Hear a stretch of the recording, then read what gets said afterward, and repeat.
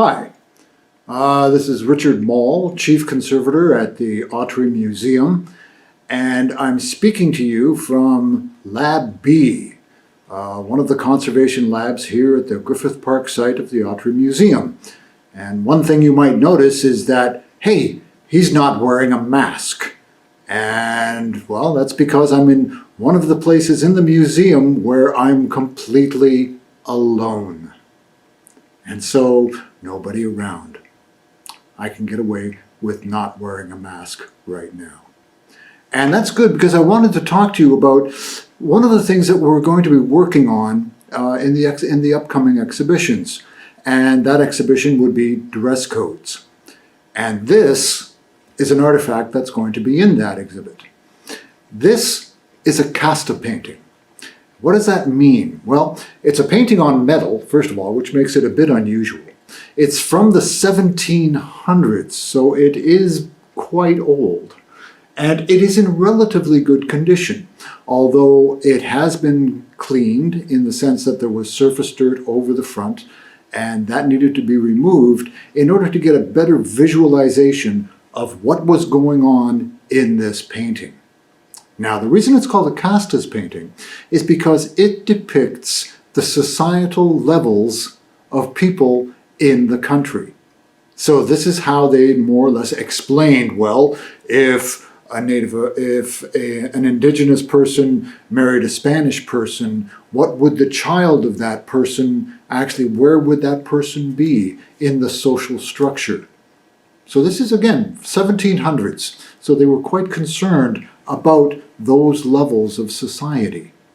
And in this painting, you can see, although I will do a close-up later in a moment, you can see that there is a mother, the father, and the children, and then workers in the fields beating what I believe are pelts, probably to be turned into leather or some other goods that you make from animal skins.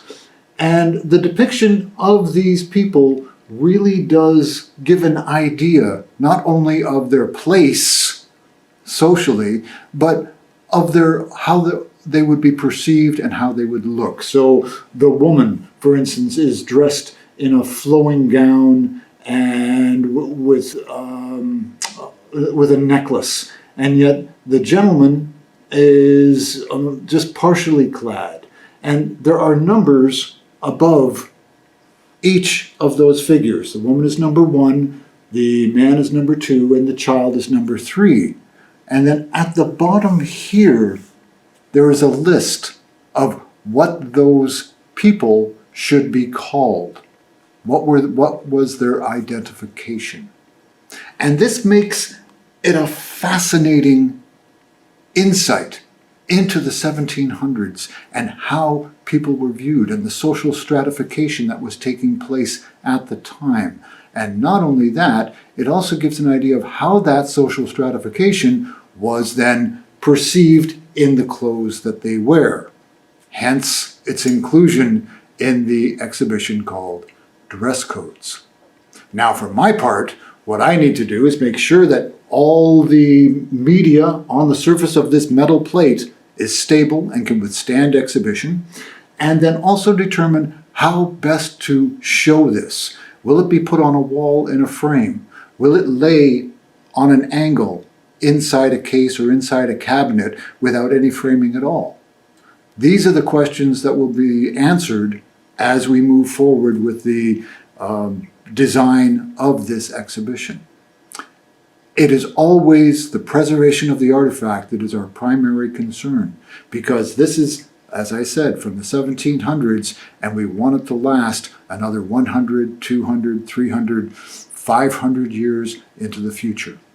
What we do now determines how well this can be seen in the future for future students, for future visitors, and just how we as a culture thought about and cared for the artifacts that came into our care. Thank you, and hope to see you soon.